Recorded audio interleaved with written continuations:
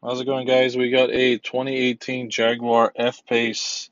This is guess the full-size SUV from Jaguar. We're gonna reset the oil light, turn the car on. It should show you, but I think I toggled through that screen. But anyway, it says service required. There you go. So what we're gonna do is turn the engine off.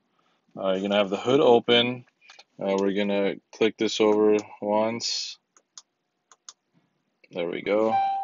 We're gonna get the ignition on, hood open. We're also gonna open the driver door, and once the door is opened, we're gonna hold the accelerator and the brake pedal for 10 seconds. And once we do that, it should reset.